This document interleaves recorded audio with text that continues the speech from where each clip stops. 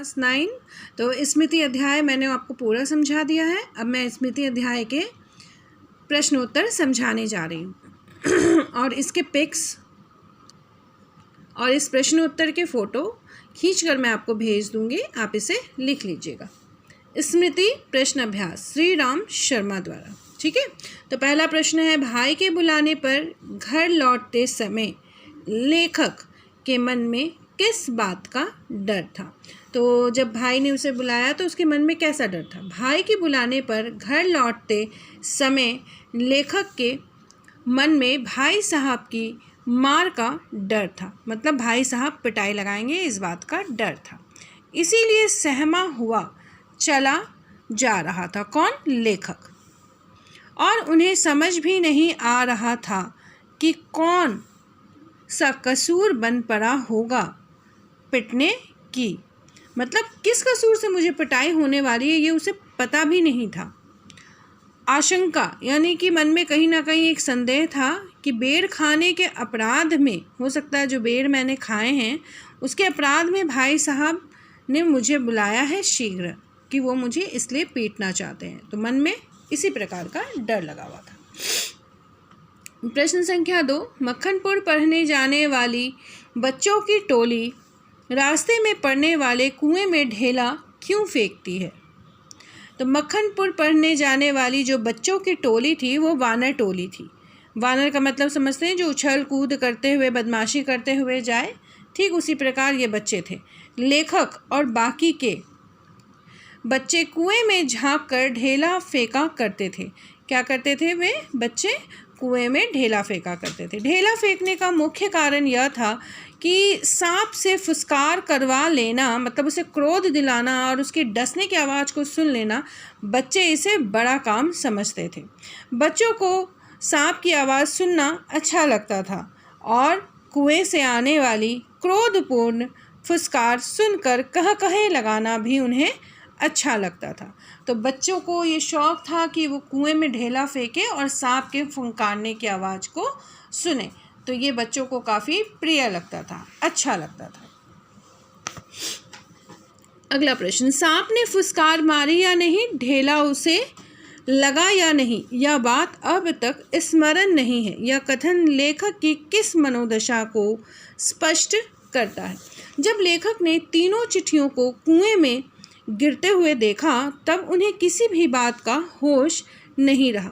सांप ने फुसकार मारी या नहीं, या ढेला उसे लगा या नहीं, इन सब बातों की ओर लेखक का कोई ध्यान नहीं गया, क्योंकि जैसे ही वो चिट्ठियों को गिरते हुए देखता है उस ओर ही उसका ध्यान रह जाता है। जैसे घास चरते हुए हिरन की आत्मा गोली से हत होने पर, लग जाने पर निकल जाती है, उसी प्रकार तड़पता है, ठीक उसी प्रकार चिट्ठियों के गिर जाने से लेखक जो है वो तड़पने लगा और उनकी तो जान ही निकल गई थी। इसीलिए उसका ध्यान इस बात पे गया ही नहीं कि ढेला सांप को लगा या नहीं लगा। अगला प्रश्न, किन कारणों से लेखक ने चिट्ठियों को कुएं से निकालने का निर्णय लिया। तो लेखक ने सोचा कि यदि उसने चिट्ठियों को कुएं से नहीं निकाला तथा घर जाकर सच बताया तो भाई साहब की मार पड़ेगी, और यदि उसने झूठ बोला तो ज़िंदगी भर इस झूठ का बोझ उठाना पड़ेगा। तो दोनों सूरतों में लेखक को ये नहीं समझ में आ रहा था कि वो क्या करें। झूठ वो बोलना नहीं चाहते थे और सच बोलते तो वो बहुत पिटते। अतः इन्हीं कारणों से लेखक ने चिट्ठियों को कुएं से बाहर निकालने का निश्चय किया। तो यही कारण था कि वो झूठ बोल नहीं सकते थे और सच बताते तो पिट जाते। इसीलिए लेखक ने सोचा कि चिट्ठियों को कुएं से निकाल लेना ही अच्छा होगा। सांप का ध्यान बटाने के लिए लेखक ने क्या क्या युक्तियां अपनाई, कौन कौन से आइडियाज़ लगाए उसने। सांप का ध्यान बटाने के लिए लेखक ने निम्न युक्तियां बनाई। पहले उसने सांप को डंडे से दबाकर मारने का ख्याल छोड़ दिया। जैसा कि उसने सोचा था कि मैं नीचे जाकर सांप को मार दूंगा, परंतु यह ख्याल सांप को देखते ही उसने छोड़ दिया। उसने कुएं में उतरते समय पैर से कुएं की दीवार की मिट्टी को सांप के ऊपर गिराया और उसने सांप का ध्यान हटाने के लिए दाईं ओर चिट्ठी की ओर डंडा बढ़ाया। तो पहले उसने क्या किया, उतरने से पहले, क्योंकि वो उतर नहीं पाता, सांप ठीक बीच में फन फैलाए बैठा था, तो उसने थोड़ा सा मिट्टी गिराया जिससे कि सांप का ध्यान मिट्टी की ओर बटे और वो इस तरफ कूद जाए। इस तरफ लेखक कूदा और उसके बाद सांप का ध्यान हटाने के लिए उसने क्या किया कि जब उसे चिट्ठी उठानी थी तो दाएं ओर से अगर उसे चिट्ठी लेनी है तो उसने डंडा जो है वो बाईं ओर बढ़ा दिया, और अगर बाईं ओर से उठानी है तो उसने दाएं ओर चिट्ठी की ओर डंडा बढ़ा दिया। फिर डंडा अपने कब्जे में करने के लिए उसने कुएं से एक मुट्ठी मिट्टी उसकी ओर फेंकी और डंडा उठा लिया। तो जब भी आप देखिए, बहुत सिंपल सी चीज़ है, मान लीजिए सांप यहाँ है, चिट्ठियाँ यहाँ हैं, तो डंडा जो है वो इस तरफ दिखाता है ताकि सांप का ध्यान इस तरफ आए और चिट्ठियाँ वो उठा ले, और जब डंडा इस तरफ है तो वो मिट्टी इधर फेंकता है ताकि सांप का ध्यान इस तरफ आए और वो डंडा उठा ले। तो दोनों सूरतों में लेखक ने बहुत अच्छी युक्ति लगाई, दिमाग से उसने काम किया। ऐसी स्थिति में दिमाग लगाना बड़ा मुश्किल हो जाता है जब सामने मौत खड़ी हो, परंतु लेखक ने बहुत बहादुरी से यह काम किया और ठीक उसके विपरीत में कभी मिट्टी फेंका और कभी चिट्ठी उठा लिया, फिर डंडे के लिए फिर मिट्टी फेंका, फिर डंडा उठा लिया। अगला प्रश्न, कुएं में उतरकर चिट्ठियों को निकालने संबंधी साहसिक वर्णन को अपने शब्दों में आप लिखिए। लेखक से चिट्ठियां कुएं में गिर गई और कुएं में सांप था, परंतु चिट्ठियां उठानी ज़रूरी थी, तो उसे चिट्ठियां उठाना बहुत ज़रूरी था। लेखक ने अपनी और भाई की धोतियां कुछ रस्सी से बांधी और धोती की सहायता से कुएं में उतर गया। अब लेखक ने युक्ति लगाई, कैसे चिट्ठियां उठानी हैं। पहले तो उसने मिट्टी फेंका ताकि सांप का ध्यान दूसरी ओर हो जाए और लेखक डंडे के सहारे चिट्ठियां खींचकर उठा ले। इस क्रम में सांप ने डंडे पर अपने विषैले डंक भी मारे थे, परंतु लेखक अपने साहस के बल पर चिट्ठियां खींचकर उठाने में सफल हो गया और चिट्ठियां उठाकर कुएं से बाहर आ गया। तो उसने कहीं ना कहीं अपनी बुद्धि का प्रयोग किया और बुद्धि का प्रयोग करके चिट्ठियां उठाने में सफल हो गया। अगला प्रश्न, इस पाठ को पढ़ने के बाद किन किन बाल सुलभ शरारतों के विषय में पता चलता। तो बच्चे कैसी हरकतें करते हैं वो आपको बताना है। इस पाठ को पढ़ने के बाद निम्नलिखित बाल सुलभ शरारतों के विषय में पता चलता है। बच्चे झरबेरी के बेर और कच्चे आम तोड़कर खाने में मज़ा लेते हैं।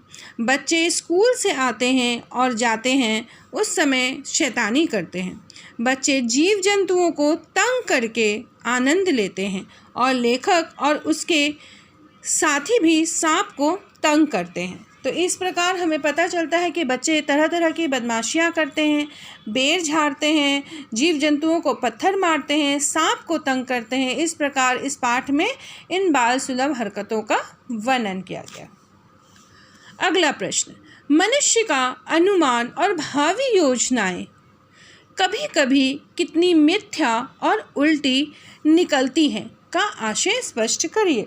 तो मनुष्य अपनी स्थिति का सामना करने के लिए स्वयं ही अनुमान लगाता है और अपने हिसाब से भावी योजनाएं भी बनाता है, परंतु ये अनुमान और योजनाएं पूरी तरह से ठीक उतरे ऐसा नहीं होता।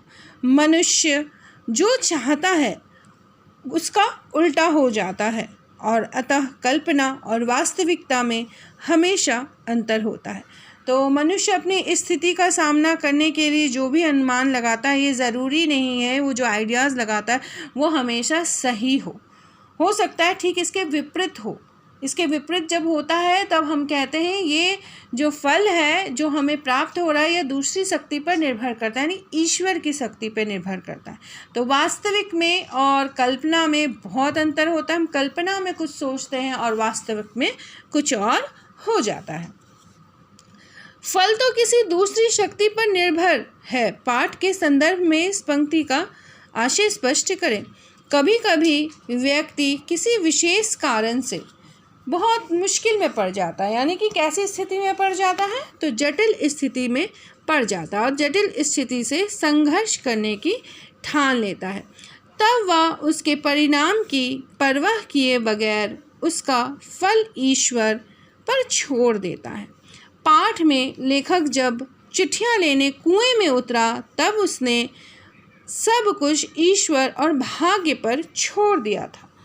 क्यों छोड़ दिया था? क्योंकि कभी कभी हमारे साथ ऐसा हो जाता है कि हम किसी बहुत मुश्किल में, परेशानी में पड़ जाते हैं, तो वहाँ पे हम यही सोचते हैं कि कर्म तो हम अपना करेंगे, परंतु फल क्या मिलना है ये ऊपर वाला तय करेगा। और ऐसी स्थिति का सामना हम निडरता से तो कर लेते हैं, परंतु फल की अपेक्षा नहीं करते। फल ऊपर वाले के हाथ में है, वो जैसा फल देना चाहे वो वैसा फल देगा। तो यहाँ आपको प्रश्नोत्तर स्मृति अध्याय पूरा हो गया है। मैं इसके पिक्स आपको भेज दूँगी, आप उसे अपनी कॉपी में लिखिएगा, फिर इसे याद करिएगा। ठीक है क्लास 9, धन्यवाद।